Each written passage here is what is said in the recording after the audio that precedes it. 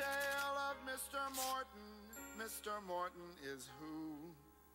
He is the subject of our tale, and the predicate tells what Mr. Morton must do.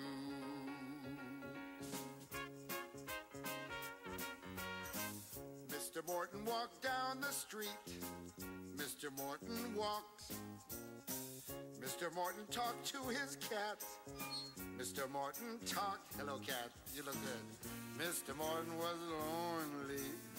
Mr. Morton was. Mr. Morton is the subject of the sentence, and what the predicate says he does.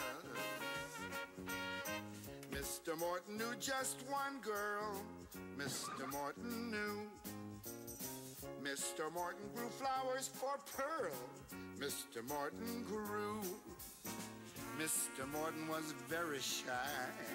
Mr. Morton was. Mr. Morton is the subject of the sentence, and what the predicate says he does. The subject is a noun. That's a person, place, or thing. It's who or what the sentence is about. And the predicate is the verb. That's the action word that gets this subject up and out. Mr. Morton wrote Pearl a poem. Mr. Morton wrote. Pearl replied in the afternoon. Pearl replied by a note. Mr. Morton was very nervous.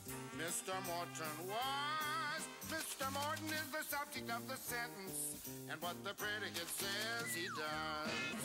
The cat stretched, the sun beat down, a neighbor chased his kid. Come here, kid, come on. Each sentence is completed when you know what the subject did. Mr. Morton knocked on her door. Mr. Morton knocked. Mr. Morton sat on her porch. Yes, he just sat there and rocked. Mr. Morton was a nervous man.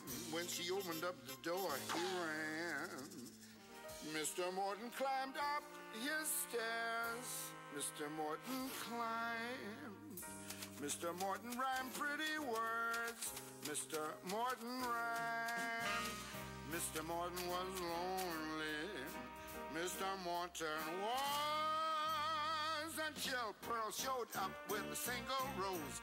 Who says women can't propose? Now Mr. Morton is happy, and Pearl and the cat are too. They're the subject of the sentence, and what the predicate says they do.